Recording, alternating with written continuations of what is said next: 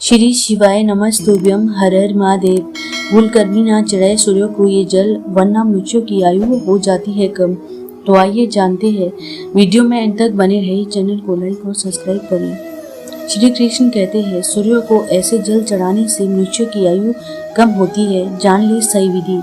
एक बार नारद जी भगवान श्री कृष्ण के पास आते हैं और उनसे पूछने लगते हैं, हे प्रभु, सूर्य को जल देने का क्या औचित्य है? सूर्य को जल क्यों दिया जाता है? सूर्य को जल देने के क्या फायदे हैं? तथा सूर्य को जल देने की सर्वोत्तम विधि कौन सी है? तब भगवान श्री कृष्ण नारद जी से कहते हैं, देव ऋषि, आपने समस्त मानव जाति के कल्याण हेतु उचित ही प्रश्न किया है। सूर्य की उपासना अत्यंत शुभ फलदायी है। प्रत्येक मनुष्य को सूर्य को जल अवश्य देना चाहिए। देव ऋषि, मैं आपको एक अत्यंत पवित्र कथा सुनाता हूँ, जिससे आपकी दुविधा समाप्त हो जाएगी और आपको आपके सभी प्रश्नों के उत्तर भी मिल जाएंगे। जो भी इस कथा का श्रवण करता है उसे 100 वर्षों तक सूर्य को जल देने का फल प्राप्त होता है। इसीलिए आप इस कथा को ध्यान से पूरा सुने। दोस्तों, भगवान श्री कृष्ण ने सूर्य देव की महिमा का वर्णन करने के लिए नारद जी को एक अत्यंत पवित्र कथा सुनाई। इस कथा में सूर्य को जल देने की सही विधि और अत्यंत शक्तिशाली सूर्य देव के मंत्र के बारे में बताया गया है। इसीलिए आप सभी भी इस कथा को ध्यान से पूरा अवश्य सुने।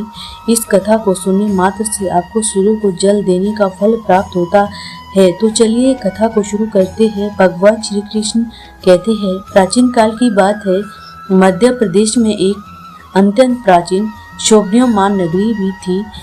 उस नगरी में एक ब्राह्मण मनोहर अपनी पत्नी मायावती के साथ निवास करता था। मनोहर शास्त्र में ज्ञान में पारंगत था, किंतु उसने अपने ज्ञान का कभी सदुपयोग नहीं किया। उसने उसके ज्ञान का उपयोग केवल धन कमाने के लिए किया। मनोहर ने अपने जीवन में कभी दान धर्म नहीं किया, कभी सूर्य देव को अर्घ नहीं दिया। वो स्वार्थी स्वभाव का था। फिर एक दिन वह वन से जा रहा था तो एक विषैले सर्प के काटने के कारण मनोहर की मृत्यु हुई। मनोहर को यम के दूत यमलोक लेकर गए। वहाँ यमराज ने मनोहर के पाप और पुण्यों का मूल्यांकन किया और मनोहर को नरक में डाल दिया। मनोहर नरक में सजने लगा और उसे प्रायश्चित करने के लिए फिर से मनुष्य जन्म की प्राप्ति हुई। उसका दूसरा जन्म एक गरीब शूद्र के घर में हुआ। दूसरे जन्म में उसे अत्यंत दुख भोगने पड़े। शूद्र के बड़े होते ही उसके पिता ने उसका विवाह एक युवती से कर दिया और फिर वो युवती के साथ वन में झोंपड़ी में रहने लगा। विवाह के बाद उसकी संतान नहीं हुई, इसीलिए वो और भी दुखी रहने लगा। लेकिन इतने में ही उसके दुख समाप्त नहीं हुए। कई वर्षों के बाद वो देव योग से उसके शरीर में भयंकर कोढ़ का रोग उत्पन्न हो गया और वो भयंकर कोढ़ के रोग से पीड़ित हो गया। उसके शरीर पर अनेक जख्म हुए, जिससे पस निकलता रहता था।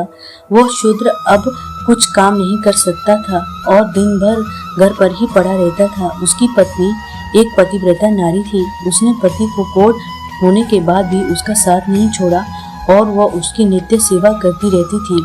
वो अपने पति को ही परमेश्वर मानकर उसकी पूजा करती थी, उसके लिए भोजन का प्रबंध करती थी, उसे स्नान कराती थी।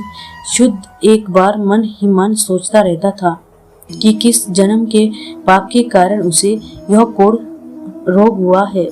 ऐसा सोचते हुए वो बहुत ही निराश और उदास रहने लगा। फिर एक दिन उसके द्वार पर एक साधु पधारे। उसकी पत्नी ने उस महात्मा की बड़ी सेवा की, जिससे प्रसन्न होकर उस साधु ने उसकी पत्नी को वर मांगने के लिए कहा। तो कोढ़ी की पत्नी ने कहा, महात्मा, मेरे लिए मेरे पति ही सर्वश्रेष्ठ है, वही मेरे स्वामी हैं। अतः आप से विनती है कि मेरे पति का रोग दूर करे और उन्हें पहले जैसा बना दे। इस पर उसे साधु महात्मा ने कहा, देवी, यह कोढ़ तुम्हारे पति को उसके पिछले जन्म के कर्म के कारण प्राप्त हुआ है। यह विधि का विधान है, मैं इसमें हस्तक्षेप नहीं कर सकता। ईश्वर मनुष्य को उसके सब पाप कर्मों का दंड अवश्य देते हैं, कोई भी इससे बच नहीं सकता। किंतु मैं तुम्हें इसका उपाय बता सकता हूँ। इस रोग से बचने के लिए केवल एक ही उपाय है। तुम अपने पति को लेकर सूर्य देव की शरण में जाओ और सूर्य उदय की नित्य उपासना करो। सूर्य देव की कृपा से तुम्हारे पति कोढ़ से मुक्त हो जाएंगे और उसे कामदेव के समान रूप प्राप्त होगा। फिर उस महात्मा ने उस स्त्री को सूर्यदेव की उपासना की सही विधि बताई। तो इस विधि को जानकर उसकी पत्नी ने अपने पति के साथ मिलकर पूरी निष्ठा और श्रद्धा से सूर्यदेव की उपासना की और देखते कुछ ही दिनों में उसका पति पूरी तरह से ठीक हो गया और कोढ़ के रोग से उसे पूरी तरह से मुक्ति मिल गई। सूर्यदेव की कृपा से उसे सुंदर रूप, बलवान शरीर तथा धन संपत्ति की प्राप्ति हुई और वो बहुत धनवान बन गया।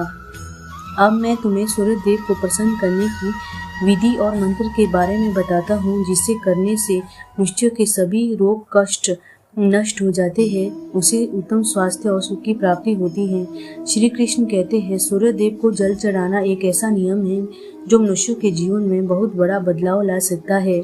सूर्य की शक्ति इतनी अलौकिक है कि इसके बिना यह पूरी धरती तक नहीं रह सकती। सूर्यदेव प्रकाश, सकारात्मक, स्वयं ऊर्जा आदि के देवता है। सूर्यदेव को मात्र जल चढ़ाने से सभी संकट दूर हो जाते हैं। संसार की हर परेशानियों का हाल सूर्यदेव के पास है। सूर्य देवता की उपासना करने से आत्मा की शुद्धि होती है और मनोबल बढ़ता है। सूर्यदेव के समय सूर्य की किरणों में वातावरण पवित्र और सकारात्मक बन जाता है। यदि प्रतिदिन सुबह स्नान करके सूर्य देवता के मंत्रों का उच्चारण करते हुए जल चढ़ाते हैं तो इसके कई फायदे होंगे। कुंडली में अन्य ग्रहों की तरह ही सूर्य की स्थिति शुभ या अशुभ होने से जीवन पर भी इसका शुभ या अशुभ प्रभाव पड़ता है। कुंडली में सूर्य यदि शुभ स्थिति में होता है तो हमें समाज में भरपूर सम्मान, यश और प्रसिद्धि मिलती है। वहीं कुंडली में यदि सूर्य अशुभ स्थिति में हो तो इसके विपरीत परिणाम मिलते हैं। इसीलिए कुंडली में यदि सूर्य की स्थिति मजबूत करनी है तो ज्योतिष शास्त्र में कुछ ऐसी चीजों के बारे में बताया गया है जिन्हें जल में डालकर सूर्यदेव को अर्घ देने से शुभ परिणाम प्राप्त होते हैं। किंतु सूर्य को जल देते समय हम बहुत सी गलतियां कर बैठते हैं। सूर्य को जल देते समय महत्वपूर्ण नियमों का पालन नहीं करते हैं और गलत तरीके से जल देकर सूर्य उदय का अपमान नहीं करना चाहिए, अन्यथा मनुष्य को कई दिक्कतों का सामना करना पड़ सकता है। साथ ही केवल सूर्यदेव को जल देने से फल की प्राप्ति नहीं होती है। सूर्यदेव को जल देते समय सही विधि का पालन करते हुए सूर्यदेव के मंत्र का जाप करना भी आवश्यक है, तभी सूर्य को जल देने का फल मनुष्य को प्राप्त होता है। शास्त्रों के अनुसार सूर्यदेव अप्रसन्न होने पर मनुष्य की बुद्धि नष्ट कर देते हैं और चारों ओर से अपमान का सामना करना पड़ता है। ऐसे व्यक्ति की आंखों की रोशनी चली जाती है और उसे उच्चिष्ट भोजन प्राप्त होता है। व्यक्ति की विद्या नष्ट हो जाती है, उसकी स्मरण शक्ति कमजोर हो जाती है, पिता पुत्र में अकारण भी वाद विवाद होने लगता है। सूर्य देवता के रुष्ट होने पर व्यक्ति पर गलत इल्जाम लगने लगते हैं और इसके हाथ से अनजाने में कई अपराध हो जाते हैं। इसीलिए व्यक्ति को निष्ठ कार्य करके सूर्य देव को रुष्ट नहीं करना चाहिए। इससे पहले मैं तुम्हें सूर्य को अर्घ देने का सही अर्थ बताता हूँ। सूर्य को अर्घ देने से तात्पर्य यह है कि सूर्य देवता को भक्ति भाव से जल अर्पण करना। यह जल दोनों हाथों की ओझल बनाकर या तांबे के पात्र में शुद्ध जल भरकर उसे सूर्य देव को समर्पित करें। लेकिन ध्यान रखिए कि यदि हाथों की ओर जल बना है, सूर्य देवता की अर्घ दे रहे हैं, तो हाथों की तर्जनी और अंगूठे को एक साथ जोड़कर ना रखें, यानी एक दूसरे का स्पर्श ना होने दें। दोनों हाथों के अंगूठे को फैलाकर रखें। यदि हम तर्जनी और अंगूठे को जोड़कर रखते हैं तो यह राक्षसी मुद्रा बन जाती है और इस मुद्रा में सूर्य को अर्घ देना अशुभ माना जाता है। यदि पात्र में जल भरकर सूर्य देवता को अर्घ दे रहे हैं तो भी उस पात्र को दोनों हाथों के अंगूठों का स्पर्श ना होने दे, इसका ध्यान रखें। अर्घ देते समय अपने हाथों को ऊपर उठाकर पात्र को पकड़े और सर झुकाकर सूर्य देवता को अर्घ हमेशा सूर्य उदय होने के समय देना चाहिए। उगते हुए सूर्य की उपासना करना हमेशा ही शुभ होता है। सूर्य उदय के 2 घंटे बाद अर्घ देने का कोई भी लाभ नहीं होता है। यदि किसी कारण आप सूर्य उदय के समय अर्घ न दे सके तो 3 बार और देने के बजाय आप 4 बार अर्घ दें और सूर्य देवता से क्षमा लें, इससे दोष कम हो जाता है। सूर्य को जल तांबे के पात्र में ही देना चाहिए। तांबा सूर्य देव की प्रिय वस्तु माना गया है, इसीलिए सूर्य को जल देने के लिए केवल तांबे से बने पात्र का ही प्रयोग करना चाहिए। अन्य धातु से बने पात्रों में सूर्य को अर्घ देना से कोई लाभ प्राप्त नहीं होता है। परमात्मा ने सूर्य को जगत में प्रकाश करने, संचालन करने, शरीर में ज्योति प्रदान करने तथा जठराग्नि के रूप में अमावस्या में भोजन को पचाने का कार्य सौंपा है। इसी कारण से तांबे के पात्र में जल को पीने से व्यक्ति पेट से जुड़े रोगों से मुक्ति पा जाता है। उसे तांबे के पात्र में गंगा जल या पवित्र नदियों का जल भरे। यदि ऐसा संभव नहीं है तो शुद्ध जल का प्रयोग करें। मात्र जल से कभी भी अर्घ नहीं देना चाहिए। जल के पात्र में जल के साथ मुख्य रूप से कोई भी लाल फूल, लाल चंदन और अक्षत जरूर डालें। आप चाहे तो इस जल में थोड़ा सा घी, शहद, गुड़ या दूध इत्यादि भी डाल सकते हैं। सूर्य को अर्घ देने का सही समय तब होता है जब सूर्य लालिमा लिए हो, अर्थात जब प्रातः काल में सूर्य लाल रंग का दिखाई दे। उस समय अर्घ देना सर्वश्रेष्ठ फलदायी होता है। यदि किसी व्यक्ति ने सूर्य की ओर और देने का संकल्प किया है और यह संकल्प कभी नहीं तोड़ना चाहिए। जितने दिनों का भी संकल्प लिया हो उसे उतने दिनों तक सूर्य को अर्घ अवश्य देना चाहिए। यदि संकल्प को पूरा नहीं कर सकते हो वैसा संकल्प नहीं करना चाहिए, इससे सूर्य देवता रुष्ट हो जाते हैं। दोस्तों, भगवान श्री कृष्ण ने सूर्य को जल देने का मंत्र बताया है जिसका उच्चारण अवश्य ही करना चाहिए। वह मंत्र इस प्रकार है: ओम खगोलकाय नमः। इसके अलावा ओम गृहीसुराय नमः। इस मंत्र का जाप जब भी करते हैं, इस मंत्र का उच्चारण करके सूर्य को जल देने से दरिद्रता का अंत होता है और व्यक्ति को सुख समृद्धि की प्राप्ति होती है।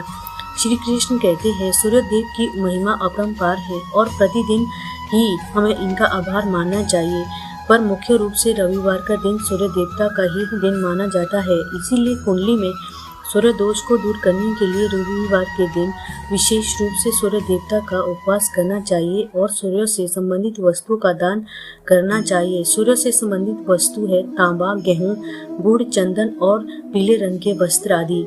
इन वस्तुओं का रविवार के दिन दान करने से व्यक्ति के सभी दुखों का अंत होता है।